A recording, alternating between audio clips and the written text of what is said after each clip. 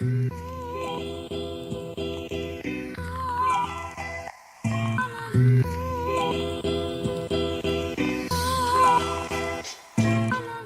guys, welcome back to another video today with me, Kerbex, and we've also got Mike, friends of Williamson Tunnels. Martin's here as well, he's the one who's got me along with this. So at the moment, where are we stood right now? We're on the Paddington site of Williamson's Tunnels. This is our sort of our deepest section that we found so far. We're still digging over on the house site. Sorry, I didn't mean to cut off you there. The house site, which we'll show you later on, is actually Joseph Williamson's house, which I'll show you later on. But like Mike said, we're going to go now into this section here, which is one of the deeper sections, and I'll check back in with you in a second.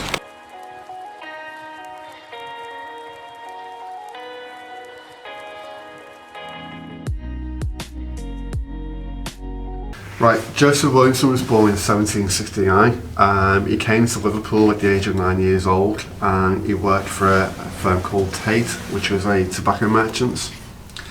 He worked his way up through the company. He ended up marrying the boss's daughter, and he eventually inherited the business of his father-in-law, and that's where he got his huge, vast wealth.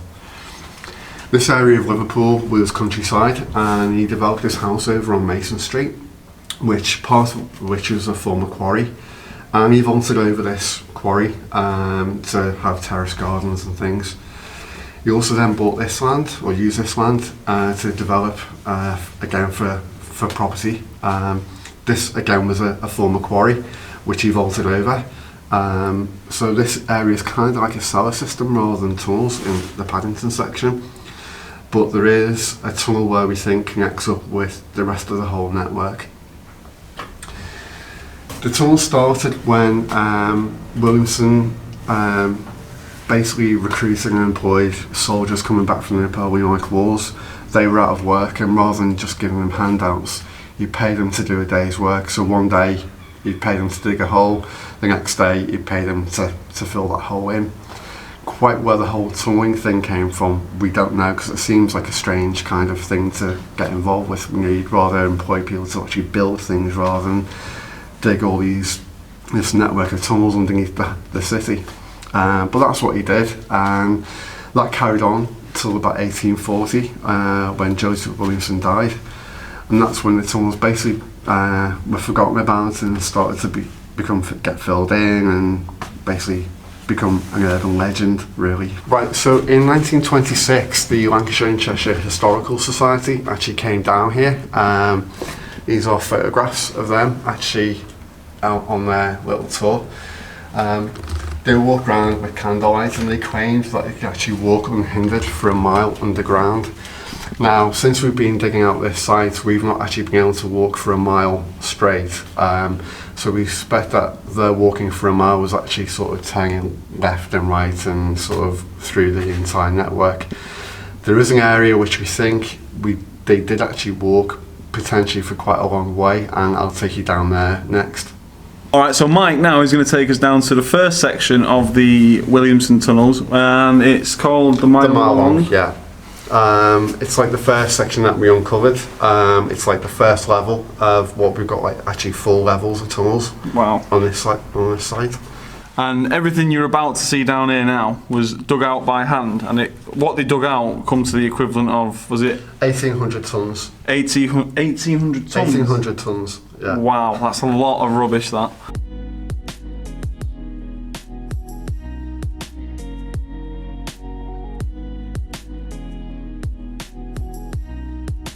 Where are we now?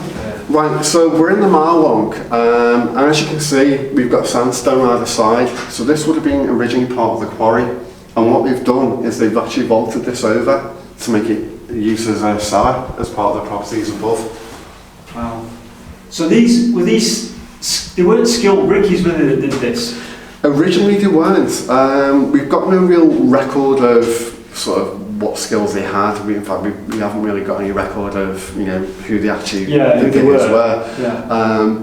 All we do know is that they came here to learn a skill. So whether or not there were actually any proper skilled people showing them how to do the work, it could have been like sharing the skills, couldn't it? Possibly, yeah. Possibly. Wow. And everything behind you there is what you found. So this is what you found, yeah? This is just a small sample of what we've actually found down here. Basically, a lot of it was just discarded when people were throwing things, or just treating it as a dumping ground.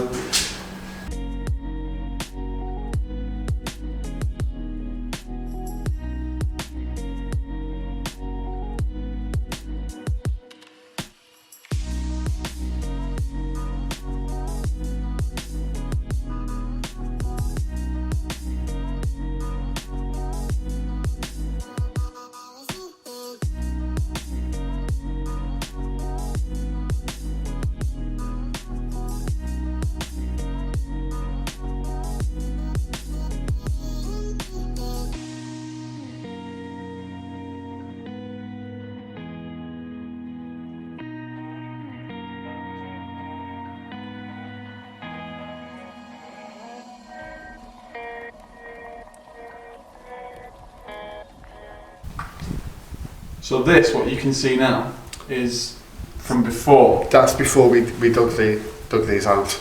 And then, so I'll show you this picture, but in real life now. And then they've dug it out now. So beyond this wall now, you can see there's like a little hole in the floor. Oh. So that was level 2, and now we're going down to level 3, which is even further down into the mine, or not mine, into the tunnel, sorry, so let's go.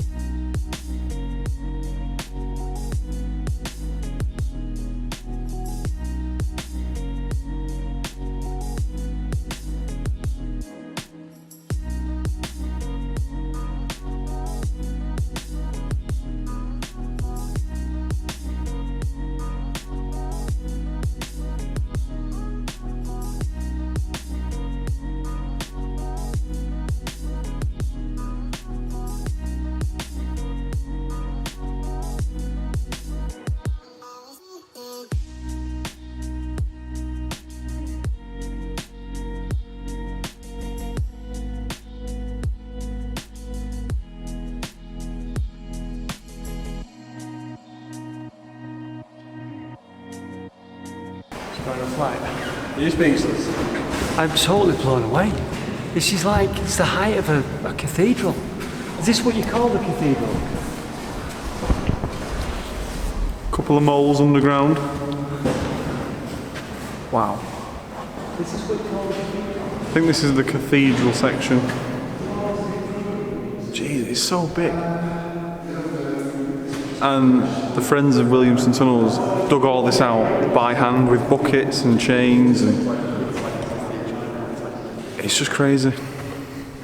So this section of the Williamson Tunnels, this is about 40 feet high or in depth, and then the actual height till you get to the road level surface outside where you can walk around, where you normally go, is 60 foot, which is probably about 2.5 double-decker buses.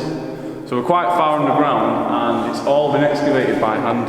So it's quite an achievement, really. And everybody who did it was a volunteer. So well done to them.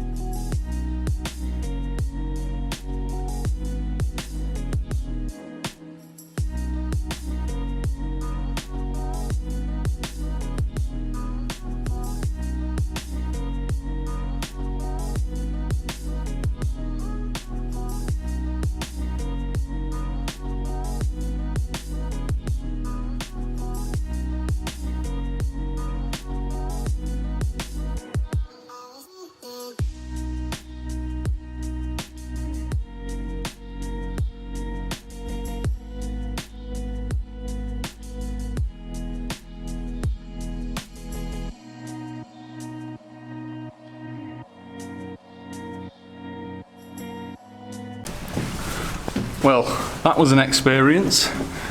And now, merging back out the street level. So we've just been in the Paddington site, which is there. You can see Paddington up there, that right street sign. Apparently in the cellar of this building here, there's an archway that's got one of them, I forgot the name of it, but I'll have to put it in. Bishop's Mitre, that's what it is. He's got one of them pointing in this direction, so maybe the tunnel in the cellar of there connects up with what's in there. But now we're going to go and have a look at Joseph Williamson's, well, what's remaining of his house around the corner at the house site. So it's not over, there's more to come.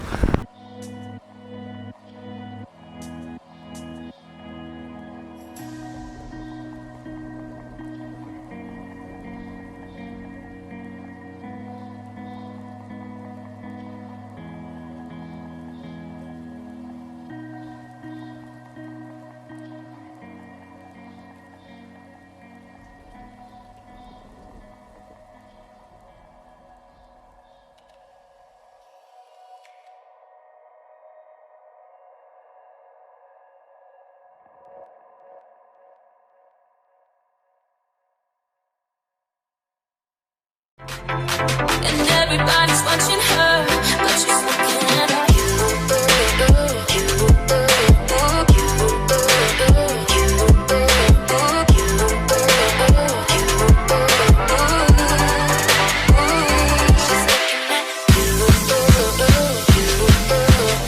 Gold Street Gasworks.